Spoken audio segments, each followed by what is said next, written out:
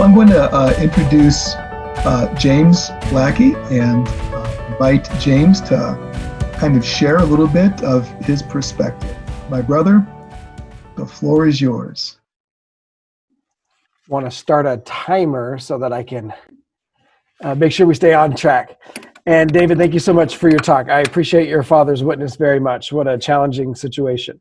Again, mine is called Justice, Not Just Us, a holistic view of what we've covered so far. And so I'm going to kind of give my synthesis of this using quotes, using my own talking style.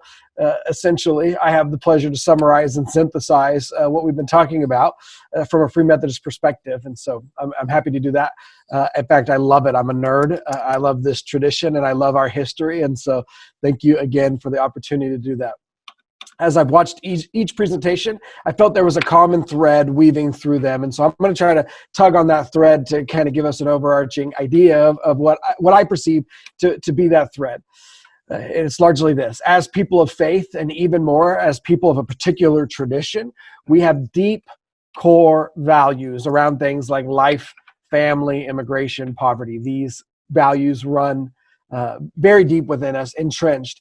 And yet also, as a faith family, we want to allow people the liberty to express those core convictions as they best understand them and as they best think the solutions that they find valuable, they can pursue those in their everyday life as well as politically. So largely, I'm trying to talk about the tension between core convictions and the liberty of conscience or choice to express those how we feel so led. What's the problem facing us as we try to hold that tension?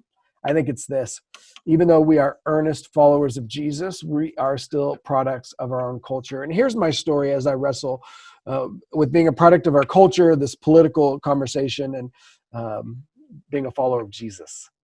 I remember being an associate pastor, a lowly associate pastor. Easter was late. It was in April one year, and it was my job to decorate the sanctuary for Good Friday and Easter. And I remember it was my job to go and get the cross out back behind the garage. We left it outside. It was in the weather.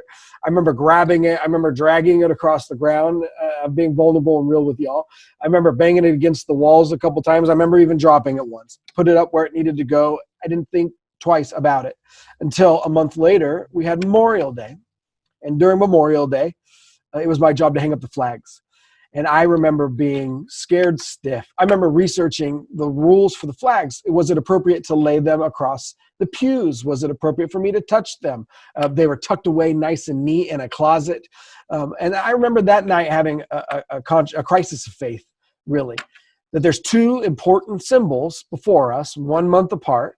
One was a symbol of our country, and one was a symbol of my faith. And I remember not treating them the same. And maybe I shouldn't treat them the same, but as a person of deep faith, as a pastor, as someone who's pointing to people to Jesus, if I'm going to treat one symbol with sacredness, then maybe I should think about treating the other one such, or even with a deeper level of sacredness. It is, after all, the root of our faith and transcends any national identity that I have. And I remember that being a moment for me, realizing that I'm a product of my culture. That even though I had a grand conversion experience from being a pagan to being a Jesus follower, that there was still a lot that I needed to process about my own national identity, my own political identity. And that became one of those core moments for me. How I treated these two symbols that I think are both deserving of respect, but I did not treat them as such. And so I say that to point out that we are all products of our society.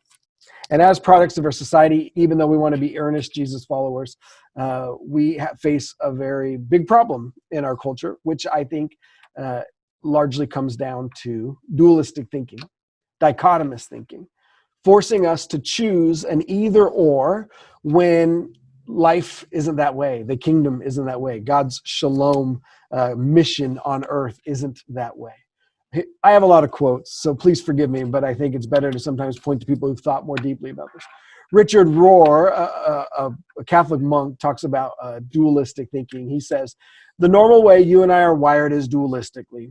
You're presented with good or bad, black or white, false or true, and even then you're supposed to choose one of those. He says, that's why America is so angry today. Really, he says, I'm not exaggerating that. When that's the only mind you have and you have to make a false choice, He says, you're never happy because it isn't true. It's never true. It's a false truth. Then you have to ensconce yourself in it, and you have to defend it, and you have to defeat the other side and show why they're terrible. And I just find that very valuable, that this is one of the ways that we've inherited thinking in our culture. We have an either or and a hierarchy of one has to be better than the other. And we end up largely having to fight those battles. And really, it's a false choice that Jesus has never presented us with. In fact, Jesus, being a person of Semitic origin, probably didn't think the same way that we think. When we buy into this system, it is so much easier to demean, demoralize, or even demonize our brothers and sisters, because we have to pick a side and we have to win. And we have to either conclude that they are either dumb or demons to hold a position different than what we have. So why do I think the Free Methodist position is an incredible position to hold, that challenges the problems that we face and may even provide a solution to some of the problems that we face as modern people living in America? Buried in the very beginning of our movement was an original mission statement that has been very impactful for how I do ministry and why I'm a part of this tradition. It sought to unite the very things that dualistic thinking tries to keep apart. And essentially it's this. I'm going to read it for us. B.T. Roberts writes in some of the opening books of discipline, some of our founding documents, Jesus has always had a people, a plain, humble, and earnest people, to preach the gospel to the poor and to spread scriptural holiness throughout the world. We believe the Methodists were raised up for this purpose. It's in that mission statement that I find a lot of liberal ideas, right? Fighting systemic injustices, social justice, ministering to the marginalized, as well as conservative ideas that we would name conservative today, such as personal accountability, transformation, these issues that we're facing being issues of the heart, right? Being sin issues that we need to help be transformed by the gospel. But buried even deeper in that mission statement, I think, is the idea that we need to hold the tension between both, that we're called to not be either or people, but both and people. That as people of God, we would not give into the world's dichotomous and dualistic way of forcing people into either or thinking, but be people of the church, be Jesus people, ones that can do both and instead of either or. What do I think we should feel when we're talking about these issues, when we're trying to hold the tension? Because I just talked about what we should know with that mission statement. What I think we should feel is a great quote that's been around for about 400 years, very well known. But I think what we need to feel is liberty. Liberty is what I want to talk about. It's been a common refrain for the last 300 years. And essentially, the refrain has been this: in essentials, we should be united. And I think that speaks to those core characteristics that we have as people of faith and as people of this tradition, that we have some essentials and we should be united in them, working towards common solutions. It says in non-essentials, liberty, and in all things, charity. I would hope that after we get done with these talks, that there would be a sense of liberty between us. That yes, we would take these things seriously. Yes, we would have these core convictions in common. But how we come about solutions and how we work towards solving these things, we would experience a great amount of liberty with one another. That there would be freedom. After all, we are free Methodists. I have a minute and a half, so I'm going to wrap up. What should we do? So what we should know is that we hold things in tension, and that has been part of who we are since the very beginning. What I want us to feel is the sense of liberty in finding common solutions. But ultimately, what should we do? I hate to be cheesy, but it's going to be love. And here's why it's going to be love. Not only did our last quote end in charity above all things, but John Wesley goes further. He has this great sermon called The Catholic Spirit. And he says this: we must both act as each is fully persuaded in his own or her own mind. Hold fast that which you believe is most acceptable to God, and I will do the same. I have no desire to dispute with you one moment upon any of the preceding heads.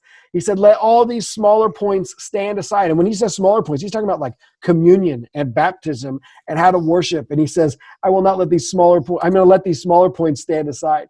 Let them never come into sight. He says, if your heart is as my heart, and if you love God and all of humanity, I ask no more than this: give me your hand.